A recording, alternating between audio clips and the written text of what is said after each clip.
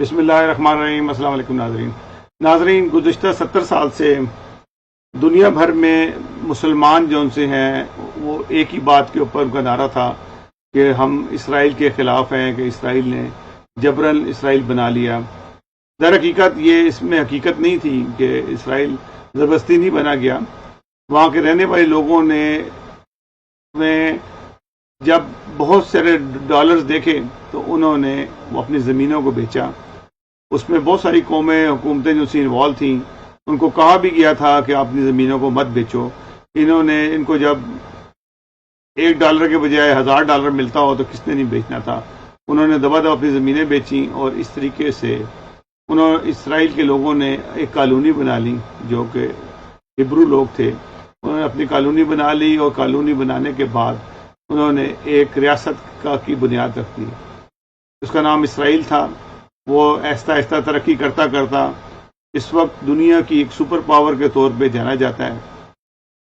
عرب ممالک اس سے ڈرتے ہیں۔ عربوں نے کئی دفعہ مشترکہ اکٹھے ہو کے یہ جنگیں لڑی، اور جس کے اندر انہوں نے سخت ہزیمت اٹھائی اور تکلیف دہ شکست اٹھانی پڑی۔ آہستہ آہستہ مسلمانوں نے سوچا کہ ہم روز روز اپنے ہمسائے سے لڑنے کی بجائے اس سے تعلقات بہتر کر لیں۔ جارڈن نے اور مصر نے، جو ایجپٹ نے سب سے پہلے اسرائیل سے تعلقات بنائے، اس کو تسلیم کیا اور ریکگنائز کیا۔ بہت سے ممالک اس کی مخالفت کرتے رہے، جس میں سر فہرست سعودی عربیہ تھا، اور باقی عرب ممالک تھے، اس میں متحدہ عرب امارات، کویت اور پاکستان اور دوسرے ممالک تھے جو ہمیشہ مخالفت کرتے رہے۔ اسرائیل کی جو ڈیموکریٹک پالیسی تھی وہ بڑی اسٹرانگ تھی ہمیشہ سے۔ اس نے یونائٹڈ نیشن کے 193 ممبر ہیں، ان میں سے 163 سے اچھے تعلقات بنا کے اپنے آپ کو ریکگنائز کرایا۔ لیکن چند ملک تھے جس میں غیر اسلامی ملک تھے، جس میں کیوبا تھا، بھوٹان تھا اور نارتھ کوریا تھا، جس نے اسرائیل کو تسلیم نہیں کیا۔ اس طرح سے مطلب کہ اسرائیل کی پالیسی بڑی کامیاب رہی۔ پاکستان کے بارے میں بھی سنا جاتا ہے کہ بیک ڈور پالیسی جو سی ہے وہ ہمیشہ کام کر رہی ہے، اور ایک تعلق جو ہے وہ ڈیولپ ہو رہا ہے۔ ابھی حال ہی میں جو سب سے بڑی ایک تبدیلی آئی وہ سعودی عرب کی طرف سے آئی۔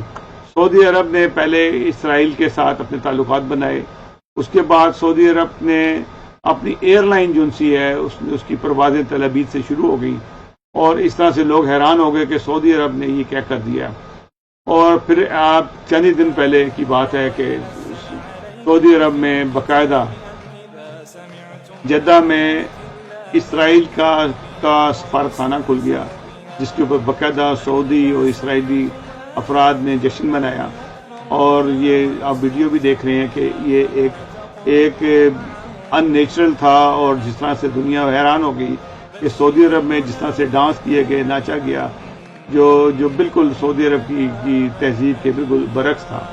میں یہ نہیں کہتا کہ ڈانس کرنا منع ہے یا کوئی، لیکن بات یہ تھی کہ سعودی عرب ہی تلقین کر رہا تھا تمام عرب ملکوں کو کہ آپ نے اس کو تسلیم نہیں کرنا۔ اور سب سے زیادہ جوش پاکستان نے دکھایا، اور ہم تو بچپن سے ہی یہ سنتے ہیں کہ اسرائیل جو ہے وہ شاید ہمارا سب سے اولین دشمن ہے، انڈیا ہے یا اسرائیل ہے، یہ لوگ ہیں جو پاکستان کو ختم کرنا چاہتے ہیں۔ لیکن سعودی عرب کی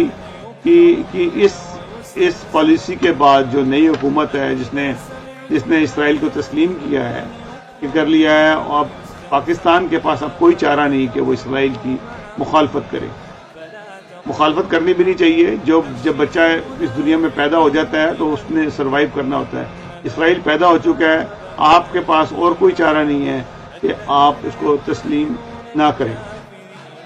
اسرائیل نے اپنے آپ کو منوانے کے لیے اپنی جو پالیسی ہے اس اتنی اسٹرانگ کر لی ہے کہ آج پاکستان کے منہ کے اوپر آ کے اسرائیل بیٹھ گیا ہے۔ عمارت میں اس نے اپنا فوجی ٹھکانہ بنا لیا ہے، اپنا باقاعدہ اس کی چوکی ہے وہاں پہ، اس نے اڈا بنا لیا ہے کہ کبھی بھی پاکستان کوئی حرکت کرے گا یا ایران کوئی حرکت کرے گا تو اس کو وہ وہاں پہ استعمال لے گا۔ یہ امریکہ کی پالیسی ہے، نہ کہ اسرائیل کی پالیسی ہے، بلکہ میں تو کہتا ہوں کہ اسرائیل ہی جو ہے دنیا میں امریکہ کی پالیسی کو لے کے چلتا ہے، اور جس سے یہ جو ہمارا سی پیک کا منصوبہ ہے، جس کے خلاف اسرائیل بھی ہے، امریکہ بھی ہے، اور بھی بہت سے ممالک ہیں، تو یہ جو عمان میں جو انہوں نے اپنے اڈے بنائے ہیں، یہ کوئی عام بات نہیں ہے، یہ خاص کسی مقصد کے لیے بنائے گئے ہیں جس کو پاکستان کو بھی نوٹس لینا چاہیے۔ بلکہ میں تو یہ کہوں گا کہ پاکستان کو کیا ضرورت پڑی ہے کہ پرلے مرلے میں جا کے جھگڑا کرے۔